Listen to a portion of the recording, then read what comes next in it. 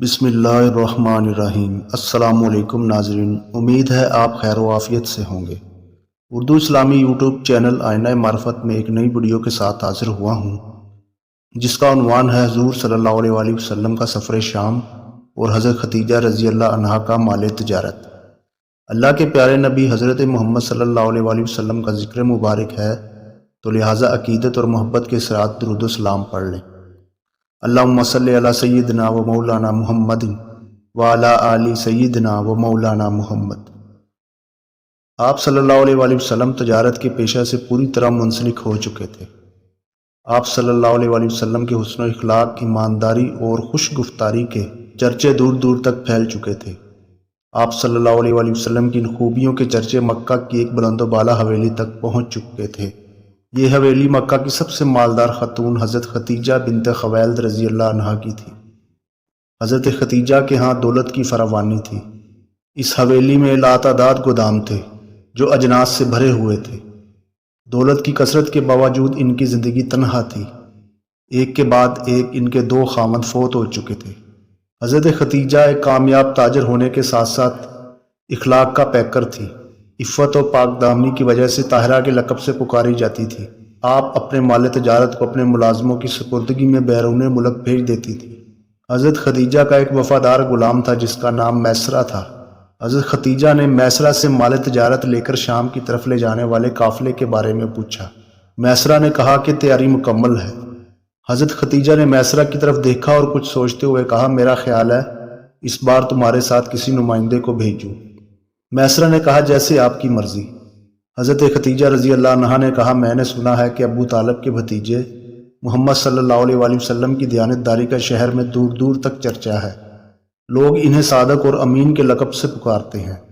میرا خیال ہے کہ وہ بہتر رہیں گے۔ میسرہ نے کہا، مالکن آپ درست کہہ رہی ہیں۔ وہ ایک کامیاب تاجر ہیں، ہمیشہ سچی اور کھری بات کہنے کے عادی ہیں، اور انہوں نے منافع بھی دوسروں سے زیادہ کمایا ہے۔ حضرت خدیجہ نے کہا، تم جاؤ، انہیں میرا پیغام پہنچا دو۔ وہ رضامند ہو جائیں تو انہیں میرے پاس لے آؤ تاکہ میں اس سلسلہ میں بات کر لوں۔ کچھ دیر بعد میسرہ نے محمد صلی اللہ علیہ وسلم کی آمد کی اطلاع دی۔ حضرت خدیجہ نے دیکھا کہ ایک باوقار اور خوبصورت نوجوان نہایت صاف ستھرے لباس میں ملبوس چلا آ رہا ہے۔ آپ صلی اللہ علیہ وسلم نے سلام کے بعد گفتگو کا آغاز کرتے ہوئے کہا، آپ نے مجھے یاد کیا ہے؟ حضرت خدیجہ نے جواب دیا، ہاں، میں چاہتی ہوں کہ آپ میرا مال تجارت شام کی طرف لے کر جائیں اور وہاں سے ضروری سامان خرید کر مکہ لے آئیں۔ آپ صلی اللہ علیہ وسلم نے فرمایا، یہ میرے لیے باعث مسرت ہے کہ میں آپ جیسی خاتون کا مال تجارت لے کر جاؤں۔ حضرت خدیجہ نے کہا، آپ کے ساتھ میرا غلام میسرہ بھی جائے گا۔ معاملات طے پا گئے۔ مال تجارت اونٹوں پر لاد دیا گیا اور قافلہ شام کی طرف رواں دواں ہوا۔ حضرت خدیجہ کے قریبی عزیز حضرت خزیمہ بن حکیم، جنہوں نے بعد میں اسلام قبول کر لیا تھا، وہ بھی میسرہ اور آپ کے ساتھ شریک سفر ہوا۔ دوران سفر دونوں نے آپ کے اخلاق و کردار کا باریک بینی سے مشاہدہ کیا۔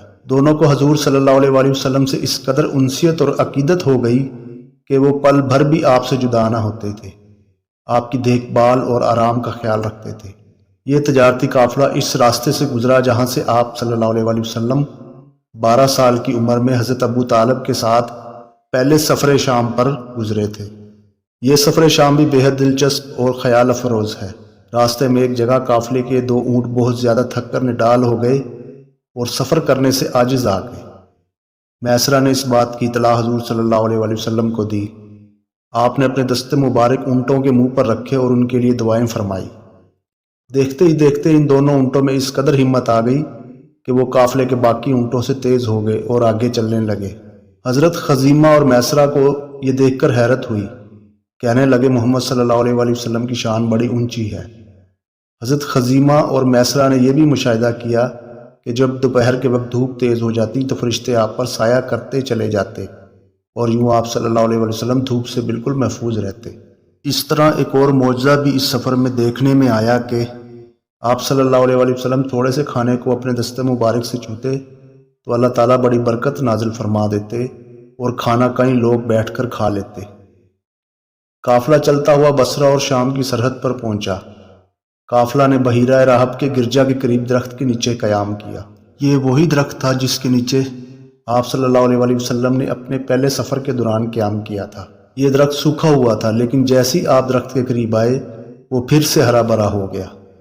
بحیرہ راہب کا انتقال ہو چکا تھا اور اس کی جگہ اس کا نائب نستورہ کام کر رہا تھا۔ نستورہ گرجا کی چھت پر بیٹھا یہ منظر دیکھ رہا تھا۔ وہ دیکھ کر ہکا بکا رہ گیا اور بھاگا ہوا حضور کی خدمت میں پہنچا اور کہنے لگا، میں آپ کو لات و عزیٰ کی قسم دیتا ہوں، بتائیں آپ صلی اللہ علیہ وسلم کا نام کیا ہے؟ آپ نے فرمایا، مجھے لات و عزیٰ والی بات سے نفرت ہے۔ نستورہ کے ہاتھ میں کتاب تھی، وہ کبھی حضور کی طرف دیکھتا اور کبھی کتاب کی طرف۔ وہ کہتا جاتا، قسم ہے خدا کی جس نے حضرت عیسیٰ پر انجیل نازل فرمائی، یہ وہی آخری نبی صلی اللہ علیہ وسلم ہے جن کی بشارت کتب مقدسہ میں موجود ہے۔ حضرت خزیمہ یہ باتیں سن رہا تھا۔ اس نے سمجھا شاید راہب حضور کے ساتھ کوئی مکر کرنا چاہتا ہے، چنانچہ اس نے تلوار کھینچ لی اور قافلے والوں کو آواز دے کر بلا لیا۔ نستورہ ڈر کر گرجا میں آ گیا اور اندر سے دروازہ بند کر لیا۔ پھر گرجا کی چھت پر چڑھا اور پکار کر کہنے لگا، اے قافلے والو، کیوں مجھ سے ڈرتے ہو؟ خدا کی قسم، میرے نزدیک کوئی قافلہ تم سے زیادہ پیارا اس جگہ پر نہیں اترا۔ میں اس مقدس کتاب میں اسی طرح لکھا ہوا دیکھتا ہوں کہ جس شخص نے اس درخت کے نیچے قیام کیا ہے وہ اللہ کے رسول اور خاتم الانبیاء ہے۔ جو شخص اس کی فرما برداری کرے گا نجات پائے گا، اور جو اس سے دشمنی کرے گا وہ ہلاکت میں پڑے گا۔ نستورہ راہب نے حضرت خزیمہ کو آواز دے کر قریب بلایا اور پوچھا، تجھے ان سے کس قسم کی نسبت ہے؟ تو حضرت خزیمہ نے جواب دیا، میں آپ صلی اللہ علیہ وسلم کا خدمتگار ہوں۔ پھر خزیمہ نے سفر میں پیش آنے والے آپ صلی اللہ علیہ وسلم کے معجزات کا ذکر کیا۔ پھر نستورہ نے اپنی مقدس کتاب میں لکھی ہوئی نشانیاں خزیمہ کو بتائی اور انہیں راز میں رکھنے کا کہا۔ اسی طرح میسرہ نے بھی نستورہ کو بہت سی باتیں بتائیں جو سفر کے دوران اس نے مشاہدہ کی تھی۔ یہ سن کر نستورہ راہب نے کہا، میں بڑی مدت سے حضور کے انتظار میں وقت گزار رہا ہوں۔ نستورہ نے میسرہ سے کہا کہ میں تجھے وصیت کرتا ہوں، ان سے جدا مت ہونا، اس سفر میں ان کے ساتھ رہنا اور شام مت جانا، کیونکہ وہاں آپ کے دشمن بہت ہیں۔ میں قسم کھا کر کہتا ہوں کہ آپ صلی اللہ علیہ وسلم نبی آخر الزمان ہیں۔ کاش میں ان کے زمانہ بعثت کے وقت تک زندہ رہوں اور ان کی اطاعت کروں۔ میسرہ اور حضرت خزیمہ نے اسی کام میں ہی مصلحت دیکھی کہ مال کو بصرہ میں ہی فروخت کر دیں۔ چنانچہ حضور نے اپنا مال بصرہ میں ہی فروخت کر دیا اور دوسروں سے دگنا منافع حاصل ہوا۔ قافلہ کو بھی ان کی برکت سے خاصا فائدہ ہوا۔ پھر مکہ کی طرف واپسی کا سفر شروع ہوا۔ جب آپ مکہ میں داخل ہوئے تو دوپہر کا وقت تھا۔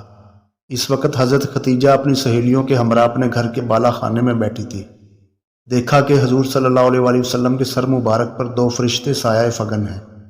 اس کامیاب سفر سے حضرت ختیجہ نے آپ سے متاثر ہو کر کس طرح آپ کی طرف نکاح کا پیغام بھیجا اور کس طرح آپ کے لیے قربانیاں دیں اور دین کے کاموں میں آپ کی شانہ بشانہ رہی، ان احوال کا ذکر آنے والی ویڈیو میں کروں گا۔ میری آنے والی ویڈیو سے باخبر رہنے کے لیے میرے چینل کو سبسکرائب کریں اور ویڈیو کو دیگر لوگوں تک شیئر کریں۔ جزاک اللہ۔